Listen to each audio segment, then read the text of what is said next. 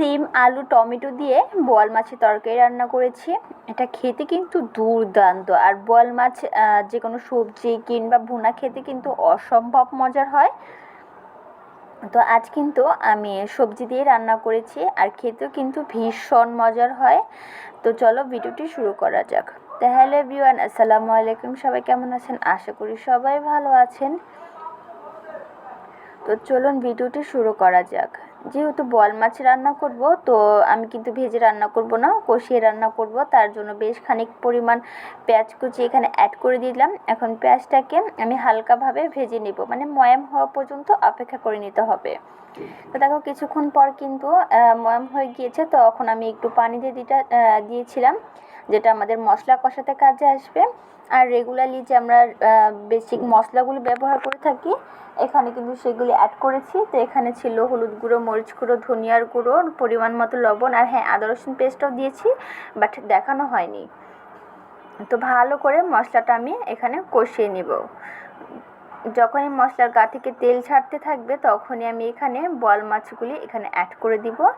তারপরে 2 মিনিট এভাবেই আমি কোনো পানি ছাড়া এটাকে একটু কষিয়ে নেব। তারপর অল্প একটু পানি দিয়ে দিব, জাস্ট এটাকে কষানোর জন্য আর কি, যাতে মাছ গন্ধ না আসে। তার জন্য ভালোভাবে আমি এটাকে কষিয়ে নেব এখন।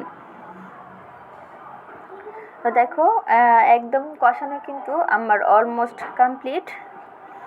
মশলার গা থেকে কিন্তু তেল ছেড়ে দিয়েছে, আর পানিটাও কিন্তু টেনে গিয়েছে। তো এই পর্যায়ে আমি মাছগুলি সাবধানের সাথে তুলে নেব। তারপর আমি এই যে মশলাটার মধ্যে সিম আলু এই সবজিটা দিয়ে দিব। সবজিগুলো দিয়ে ভালো করে আমি 2 থেকে 3 মিনিট এভাবে কষিয়ে নেব সবজির সাথে, মানে মশলার সাথে সবজিটাকে ভালো করে কষানো হয়ে গেলে এখন আমি দিয়ে দিব অল্প একটু পানি। পানিটা দিয়ে আবার একটু নাড়াচাড়া দিয়ে এখন ঢাকনা দিয়ে ঢেকে রেখে দেবো বলক আসা পর্যন্ত। তো কিছুক্ষণ পর দেখো বলকটা চলে এসেছে। আবার একটু নাড়াচাড়া দিয়ে এখন আমি ঢাকনা দিয়ে ঢেকে রেখে দিব প্রায় 7 থেকে 8 মিনিটের জন্য। দেখো প্রায় 7-8 মিনিট পরে আমার পানিটা কিন্তু শুকিয়ে গিয়েছে, আর দেখো একদম ভুনা ভুনা হয়ে গিয়েছে তরকারিটা। তারপরে এখানে আমি ঝোলের জন্য পানি অ্যাড করে দিব। আমি যতটুকু ঝোল চাচ্ছি তার অনুযায়ী কিন্তু পানিটা দিতে হবে।